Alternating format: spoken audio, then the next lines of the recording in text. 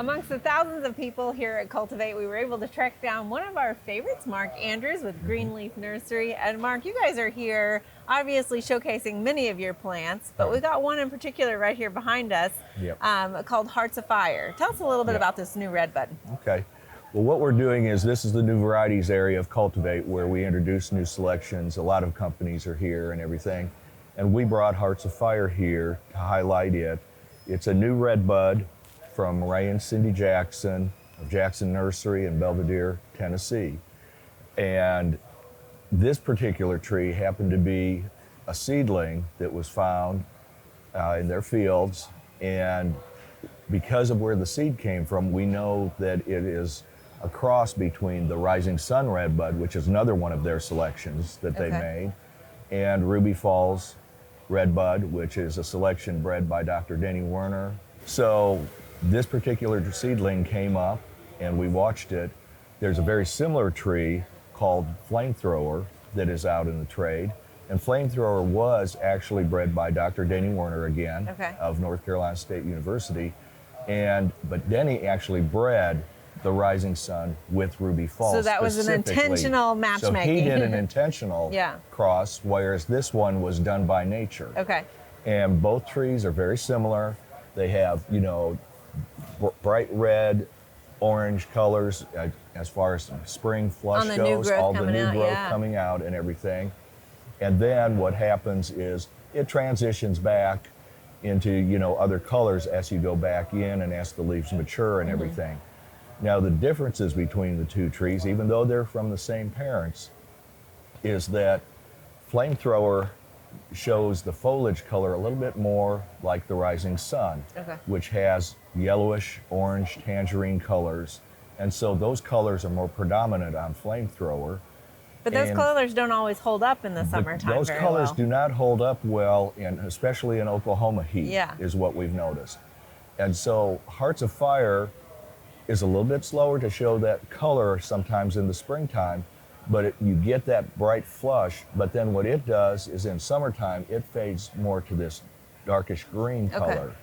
And so what it does is that kind of helps protect the tree a little bit in our heat. It allows it to get ready to flush out again in fall as soon as we get a temperature break, and boom, you get that coloration again. And these are the only two Redbud selections out there with this kind of reddish, orange-yellow coloration to the foliage and everything. And what about the branching structure? So I know branching structure is another way that you can differentiate the two trees. Flamethrower has kind of, sometimes the branches will be kind of semi-pendulous, kind of going ahead and not really weeping, but it kind of gives you that look. A little of that trait from Ruby Falls, right? Yes, and that's coming from Ruby Falls. Hearts of Fire has a little bit more upright branching habit, so it seems to get its branching habit more from the Rising Sun, which is a more upright growing type. So those are the two key differences between the two trees and everything. And you know, at Greenleaf Nursery, reproduce both of them. And because you never know, because trees perform differently in different parts of the country. Right. And you need different landscaping purposes, whether you need a pendulous one or not, maybe. So, you know, so we offer both of them, but we're real high on Hearts of Fire and the way it performs for us and the way it performs in the landscape for us in Oklahoma in particular. And I know we've talked a little bit about just the process of propagating. So they're both grafted on native rootstock, is that correct? Right. So the way that we produce them and most other people produce these trees is we produce seedling Redbud, and then we go ahead and do a process which is called budding, which we've highlighted on the show before and everything. And so we bud the trees, and you know, then you train the bud up and you've got your tree going and everything. So, you know, it's pretty much the way everybody is doing it. They are starting to work on producing these through tissue culture as well.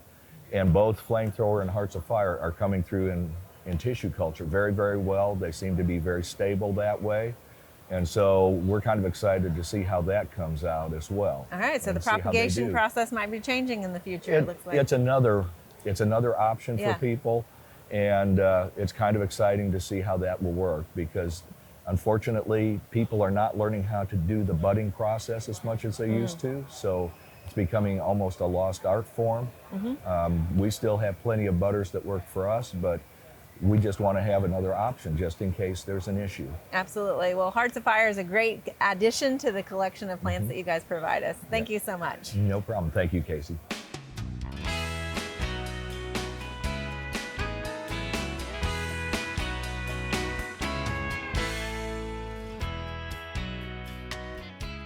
We hope you enjoyed this video as part of our Oklahoma Gardening YouTube channel.